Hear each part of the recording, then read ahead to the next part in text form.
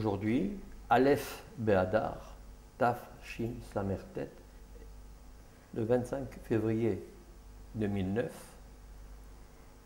réception au nom de Yad Vashem du témoignage de Madame Odette Djian, née Lévy, native de Mascara, département de l'Oranais, en Algérie, mais née en 1930. Réception du témoignage par Dov Guedi. Madame Djian, décrivez-nous s'il vous plaît votre famille.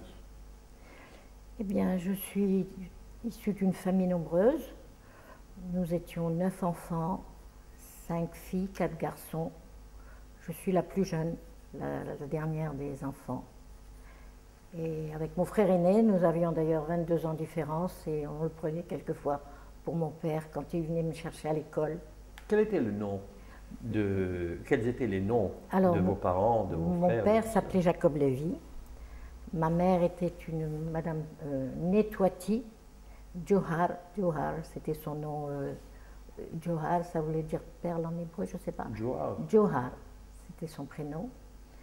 Elle était issue aussi d'une famille nombreuse. Elle avait un oncle à Oran, un oncle Ankawa.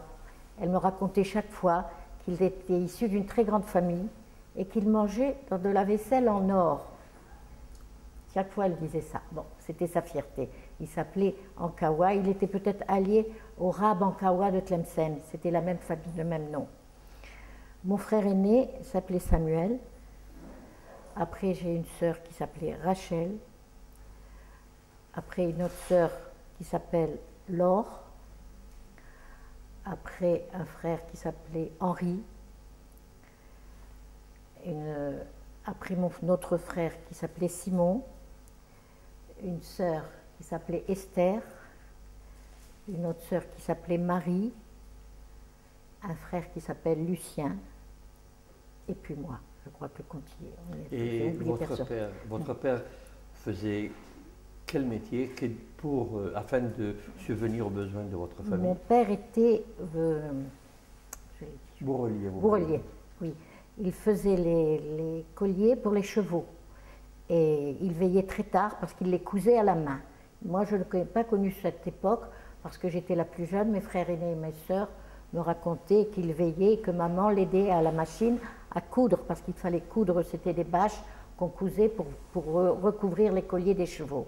Et papa cousait ça à la main en faisant ses travaux. Il veillait très tard pour pouvoir nous élever. Et maman avait une famille un petit peu aisée qui les ont aidés pour acheter la maison dans laquelle nous avons vécu. Une maison qui avait combien de pièces? Une très grande maison. Quand on la décrit, on penserait que c'était un château, mais c'était une maison ancienne. Lors du rapatriement, quand on a fait le descriptif, on a dit 13 pièces. Alors je racontais à mes enfants, je disais, quand on voit ça, on a l'impression, mais c'était ancien, c'était une vieille maison. Et une très belle maison, nous étions propriétaires de la maison. Nous avions quelques locataires qui nous payaient un loyer, ce qui permettait d'arrondir les fins de mois. C'est-à-dire c'était un appartement, enfin une maison avec plusieurs étages. Plusieurs étages, il y avait des rez-de-chaussée qui étaient loués à des commerçants, il y avait des petits appartements qui étaient loués à des locataires, et ça nous rapportait quelques loyers qui nous permettaient d'arrondir les fins de mois et de pouvoir subvenir. À vos besoins. Donc, vos voisins étaient de quelle origine? Alors, nous avions des voisins espagnols, des voisins arabes, des voisins, quelques juifs aussi, quelques juifs modestes, qui louaient seulement une pièce pour pouvoir subvenir à leurs besoins, qui étaient très modestes, et quelquefois qu'on aidait un petit peu, qui n'arrivaient pas à payer leur loyer, on passait outre dessus, on laissait passer quand ils pouvaient, ils payaient quand ils pouvaient. Mais nous étions considérés à l'époque comme une famille aisée, puisque nous avions quelques revenus de loyer. Maintenant, le fait qu'il y ait dans votre immeuble, oui. si on peut dire un immeuble, et différentes communautés comme musulmans, des arabes, enfin des musulmans, des espagnols, c'était un quartier qui était mélangé de plusieurs communautés ou alors? Non, c'était dans la ville, tout le monde avait. Non, il n'y avait pas de quartier juif. Non, il n'y avait pas de quartier juif. Tout le monde était. C'était une petite ville où nous étions mélangés, aussi bien les colons. Nous avions en face une très grande famille de colons, les Lacoste, comment c'est la famille, oui, qui avait beaucoup de revenus, avec qui par terrasse nous communiquions. Nous étions très amis, on se disait bonjour, on ne se recevait pas, on ne se fréquentait pas, mais on avait de bons rapports. Il y avait, non, la ville était mélangée, il n'y avait pas de quartier arabe, de quartier juif, de quartier. À part ce qu'on appelait le Babali, c'était où il n'y avait que des Arabes. Mais enfin, c'était comme un genre de petit souk où on allait faire nos courses, mais il n'y avait pas de juifs qui habitaient là-bas. Donc les relations entre toutes les communautés. Tout est bien, les fêtes, quand on faisait les fêtes, on recevait, quand ils faisaient leurs fêtes, ou les mariages, on allait aussi bien chez eux qu'ils venaient chez nous. Là, dans mon enfance, c'est-à-dire 1938, 40, les relations étaient parfaites. On se fréquentait, on s'aimait, nos petites camarades étaient aussi bien des petites Mauresques, des petits Espagnols. On allait, on goûtait chez eux, ils venaient chez nous. Il y avait une très bonne ambiance. On ne souffrait d'aucune discrimination. Et quelle langue parlez-vous à la maison? On parlait le français. Uniquement. En français. Ma mère lisait très bien. À cette époque, elle paraissait érudite parce qu'elle lisait des grands auteurs, elle aimait bien la lecture, elle commentait, et on était même surpris parce qu'elle aimait se mettre. Et comme ma jeune sœur, qui est un petit peu plus âgée, était dans l'enseignement, elle lui donnait des livres, elle l'a conseillé, puis ça lui plaisait bien. Alors donc, quelle était votre vie culturelle? Alors notre vie culturelle était une vie simple. Nous allions tous à l'école, nous allions... De vos parents, par exemple, on allait au cinéma, on allait au théâtre, au cinéma. Y avait-il des activités culturelles? Oui, bien sûr. Mes parents adoraient Carmen. À l'époque, c'était la grande vogue. Quand on avait la chance d'avoir de passage une troupe, c'était la grande fête d'aller voir Carmen et d'aller voir les grands opéras. Oui, ils y allaient. Le cinéma, on le fréquentait, bien sûr, dans la mesure de nos... C'était une petite ville, il n'y avait pas tellement... Il y avait peut-être un ou deux cinémas. On vivait une petite vie calme, gentille, les voisins étaient agréables, on était heureux, vraiment on était heureux, on ne se sentait pas différent des autres, voilà. Mais cependant, vous pouvez décrire s'il y avait une vie culturelle communautaire juive, par exemple? Pas tellement, il n'y avait pas une structure très importante, non. Non, mais une vie communautaire, par exemple, vous m'avez dit que votre père Mon père allait tous les matins à la synagogue. Oui. À la synagogue. Tous les matins, mais il manquait de structure, justement, parce que même les garçons allaient au Talmud Torah, mais pas les filles. Parce que les filles ont considéré qu'elles n'avaient pas l'importance des garçons, et c'est ce qui nous a beaucoup manqué, qu'on ne comprenait pas. C'est-à-dire que vous étiez discriminé? Discriminé, oui. C'est-à-dire que les garçons allaient au Talmud Torah, mais il n'y avait pas d'activité pour les filles. Oui. Mais est-ce qu'il y avait des activités juives dans la communauté? Pas souvent. C'est-à-dire des fêtes pour les fêtes, peut-être genre centre communautaire comme il y avait à Paris? Non, il manquait cette sculpture, non. C'est-à-dire qu'il n'y avait pas de cristallisation? Non, pas du tout. Les personnes âgées, nos parents, allaient fréquenter la synagogue, même pas les femmes à l'époque. Je n'ai pas souvenance que ma mère soit allée à une prière. Nous allions, nous, pour Kippour, mais les femmes âgées ou les grands-mères n'allaient pas. Elles étaient coincées à la maison, elles ne sortaient pas. C'était bien distinct. Les femmes à la maison, les hommes à la prière, au travail. Et nous, les enfants, on se laissait faire, on allait quelquefois, pour les fêtes surtout, pour Kippour, on allait à la synagogue pour assister à la prière. Mais... Donc, de quel fond familial vous venez? C'est-à-dire, vous étiez une famille religieuse, laïque? Très religieuse. Non, très religieuse. Mon père était très strict. J'ai souvenance que nous avions des hivers très rigoureux parce qu'à Mascara il faisait très froid, et les Shabbats, il mettait 2-3 manteaux sur lui parce qu'on n'avait pas le droit d'allumer. On se chauffait avec une grande cheminée, mais Shabbat, il était interdit d'allumer le feu. Même si on avait très froid, il fallait supporter. Mais le fait d'allumer la lumière... Non. On respectait vraiment le Shabbat. Et quelqu'un allumait-il la lumière? On avait des voisins arabes qui venaient nous allumer le feu. Le goy du Shabbat, comme voilà, exactement. Qui venaient, où on avait la possibilité de laisser un canoun Un kanoun, c'est un petit four un arabe. réchaud comme ça. Non, non, c'est en terre. En terre, on laissait des braises qui dormaient et puis qui tenaient tout le Shabbat. C'était une formule, mais il n'était pas question d'allumer nous-mêmes le Shabbat, pas du tout. On respectait rigoureusement. Mais c'est-à-dire que malgré tout, malgré la formule, comme vous dites, vous alliez à l'école. Ah oui, Vous oui, écriviez, ah oui, oui, oui, il oui. n'y avait pas d'interdit. Ah non, non, non, non, le samedi, on allait à l'école, c'était pas si strict qu'on nous interdisait pas de prendre le stylo. Là. Non, non, non, non. C'était très libéral. Dans ce domaine-là, on était plutôt libre, libéral, disons. Que c'était pas... Il y avait l'école de filles, l'école de garçons, n'est-ce pas? Oui, oui, c'est ça. Il y avait l'école de filles, l'école de garçons. Mais l'école nationale, c'est-à-dire ah oui, pas oui, oui, pas, non, ça n'existait pas. Chez nous, il n'y a pas eu d'école juive parce qu'on n'était pas assez nombreux pour pouvoir... on n'était pas assez... Je dis sous Vichy, quand on a été renvoyé, il n'y a pas eu cette organisation, ce qui a été un grand tort parce que ça nous a fait perdre 2 ans. Mais est-ce que vous avez ressenti dans votre famille ou dans votre milieu que des événements vont percer? Oui, bien sûr. Bon. J'ai souvenance que mon frère aîné nous a dit, on avait un petit neveu qui pleurait et qu'on n'arrivait pas à terre. Il nous a dit, mais si on venait nous visiter, on entendait qu'il y avait Vous parlez de quelle époque là? 40, 42. C'est-à-dire c'était déjà la guerre, mais avant la guerre, est-ce que vous pouviez percevoir une certaine, un futur changement? Vous viviez une sorte de vie pastorale comme ça, et subitement vous allez subir un orage. Donc, est-ce qu'il y avait-il des signes précurseurs? Je n'ai pas souvenance, peut-être j'étais jeune. Par exemple, à l'école, entre les camarades, est-ce que de cette vie qu'on se disait bonjour, bonsoir, et puis subitement on se dit plus bonjour? Non, non. Est-ce qu'on vous a dit, par exemple, salle juive? Salle juive. Non, j'avais 10 ans, 40, 10 ans, 42. Vous savez, les enfants sont plus cruels que les personnes, les grandes personnes. Non, j'ai eu un accrochage quelquefois avec une amie qui m'avait dit, moi je me sens plus française que juive.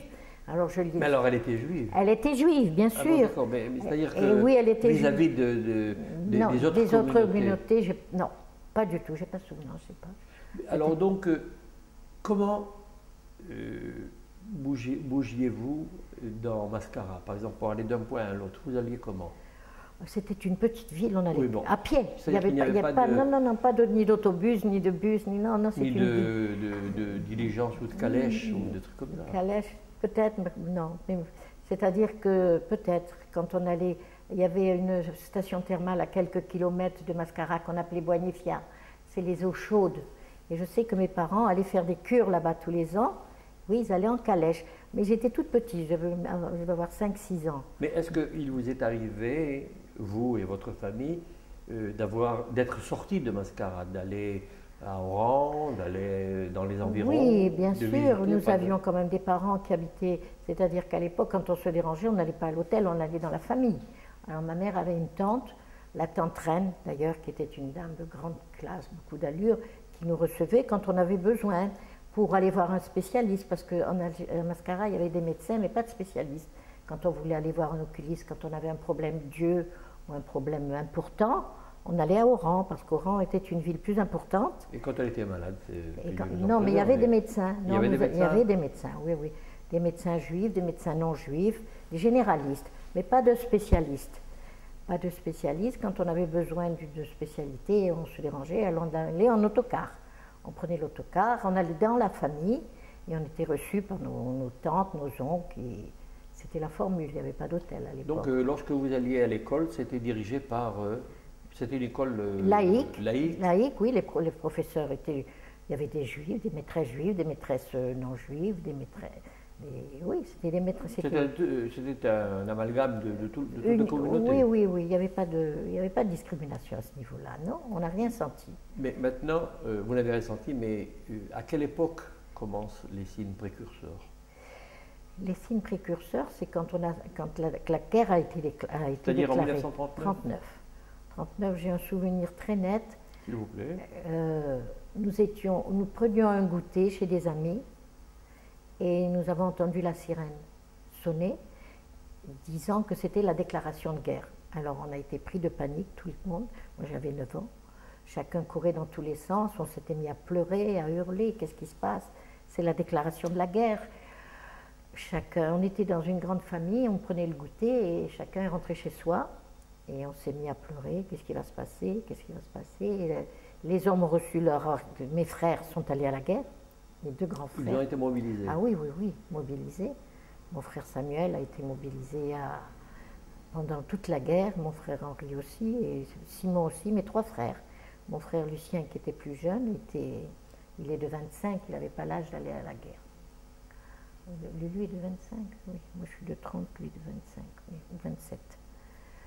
Et bon, alors là, vraiment, on a été paniqués, on ne savait plus quoi faire et on a eu très très peur. Bon, la guerre arrive, les hommes partent à la guerre et on craint, nous les Juifs, pour nous, parce qu'on sait qu'il y a de l'antisémitisme. Vous saviez qu'il y avait de l'antisémitisme par quel courant?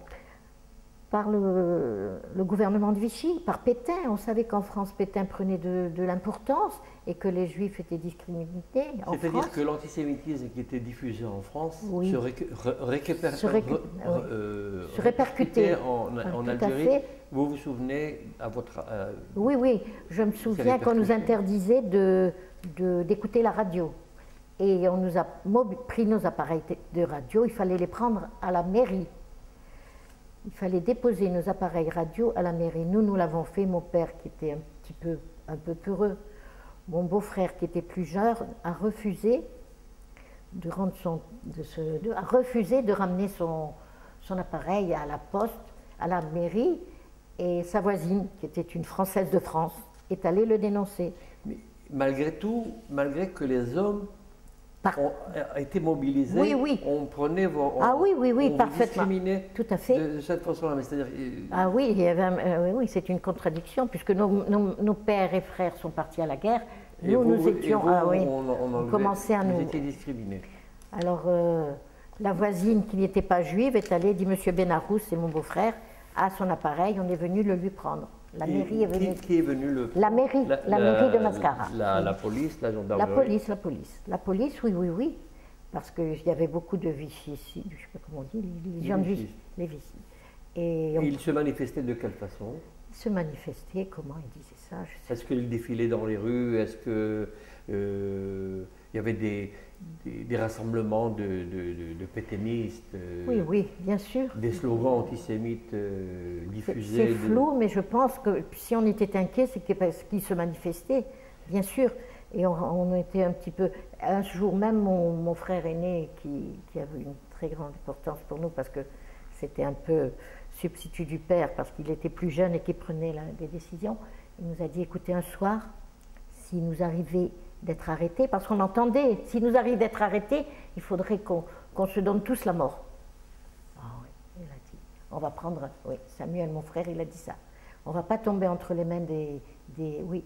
On va prendre, il avait pensé, il l'a dit, mais je ne sais pas si, de prendre un poison ou j'en sais rien. Et comment vous réagissez? On a été apeurés, mais on pensait que c'était des paroles en l'air, on n'a pas pensé que ça pouvait être réel. Il a dit, il faut penser que si on nous... Et puis nous avions une cuisine qui donnait sur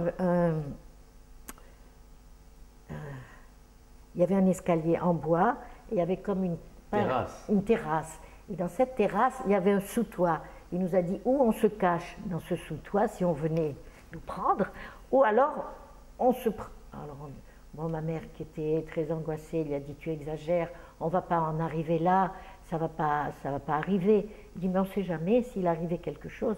Et mon petit neveu qui a 50 ans maintenant, qui habite Ramat Sharon, qui est dentiste et qui avait à l'époque 5 ans, il pleurait, il dit mais si on n'arrive pas à faire taire un enfant, comment le faire taire?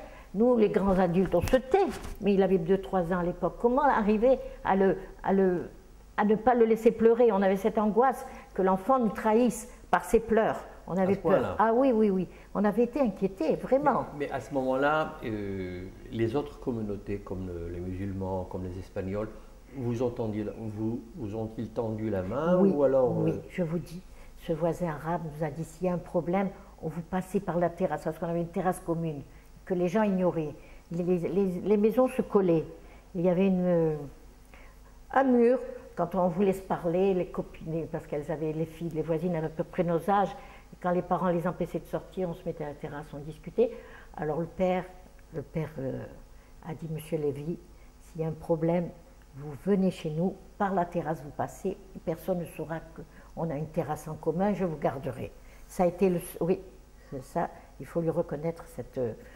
contrairement aux Français qui nous ont vendu et qui ont dit, Monsieur Benarous a son appareil, il ne veut pas le rendre, il faut venir le lui saisir.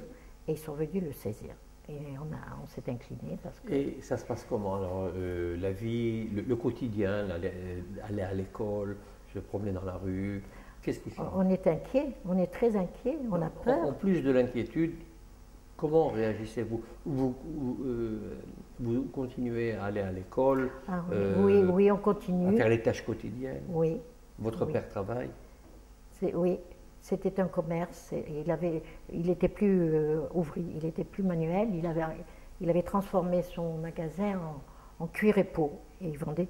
Mais il était boycotté par les. Oui, ça a commencé. Qui achetait sa marchandise? Mais c'était difficile. Il fallait puiser sur les réserves. Il fermait souvent. D'abord, il fermait tous les Shabbats. Et en plus, quand c'était les fêtes, souvent ça s'enclenchait. Les fêtes, il fermait toutes les fêtes. Alors il y avait des mois, quand les fêtes s'enclenchaient, que ça faisait des mois de fermeture, ça l'arrangeait parce qu'il se disait au moins, je n'ai pas à faire face aux méventes. Il y avait des périodes très très dures, oui, bien sûr, qu'on a eu peur et qu'on se demandait quel allait être notre avenir. Mais donc vous alliez à l'école? On continue à aller à l'école, oui. Y a-t-il un changement vis-à-vis de vos camarades, vis-à-vis de la petite juive en fait, que vous étiez dans la classe? Est-ce que y avait-il une remontrance de la part d'autres camarades ou alors? Non, ils étaient insignifiants, ou alors j'ai oublié, je ne sais pas. C'est tellement vis-à-vis de l'institutrice par exemple? Non, nous avions des sympathies parce que comme nous étions parmi les meilleurs élèves, elle nous aimait bien. Elle nous aimait bien et elle ne voulait pas nous faire de peine. Et presque elle nous protégeait, contrairement s'il arrivait quelque chose, elles étaient là. Non, les institutrices étaient plutôt sympathiques avec nous. On n'a jamais eu de problème avec. Elles étaient coopérantes avec nous. Je voudrais revenir peut-être une petite période avant la guerre, avant cette période tragique.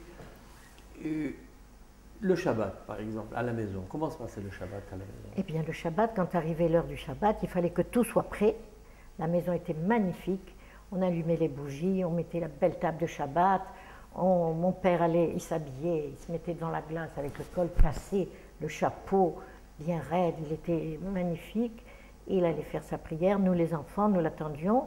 On faisait, je vous dis, on n'allumait pas. Il fallait respecter, on respectait d'une façon très très stricte. Mon père était très strict. Il fallait pas.